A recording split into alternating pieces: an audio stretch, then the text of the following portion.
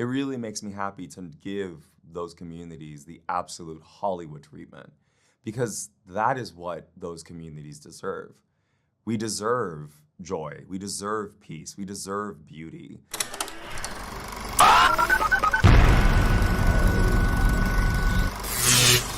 Hi, I'm Kristen Maldonado from Pop Culture Planet. It's so great to speak with you today. How you doing? I'm doing great. Oh my goodness, I gotta say, such an incredible performance. Just like congratulations, Thank truly. you.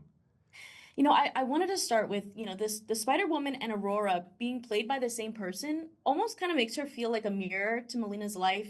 She's beauty, she's danger, desire, death, and even who he really wants to be. How did you make sense of that connection between, what Melina loves and also what he's afraid of? It's fun. First of all, great question. Second of all, I think that Molina is the Spider Woman. Like, she is his shadow and light. She is the ideal version of himself and the thing that he feels he would never obtain. Um, and it's just fascinating because I also think like Molina utilizes that narrative as a way of confessing his truth towards the end. He doesn't know how to say, I love you, because he's never thought that love was possible.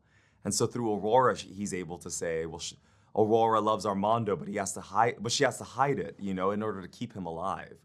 And I find that oftentimes, like so many of us live in this tender world, but it's so scary to be vulnerable.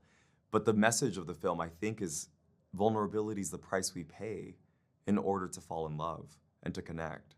Oh, there's just so many layers. It's just so fascinating to watch and see you bring it to life so beautifully. You essentially filmed two movies in one, Yep. Melina's reality and his musical fantasy. So what was your favorite memory from that time? I have to tell you, I felt like I was living my dream.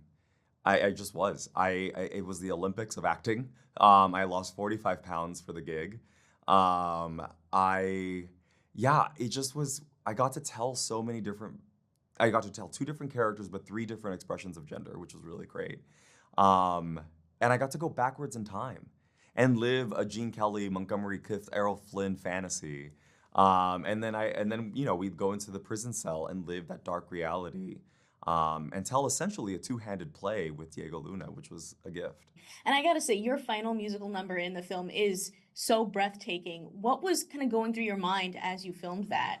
Man, I had all this preparation in my head. I swear to God, I literally was like, and all these Broadway dancers that I've been training with, like I want to have a little powwow and a circle moment and tell them how grateful I was. Everything was so quick that day. It looks like a grandiose film, which it is. It's very beautiful, but we were still independently, like it was an independent budget.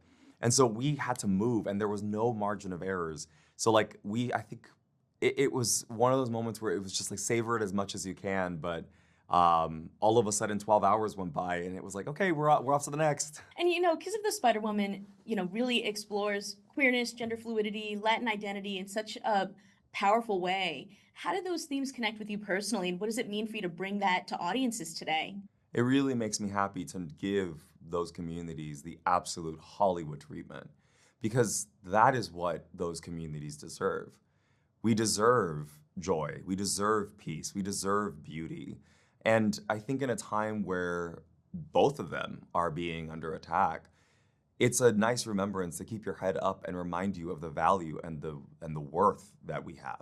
Absolutely, absolutely. Thank you so much for your time. Claro. Truly, it was so amazing speaking with you. I'm just so happy for you. Congratulations. Thank you. Consider subscribing if you like this video and get even more entertainment news at popcultureplanet.com. See ya!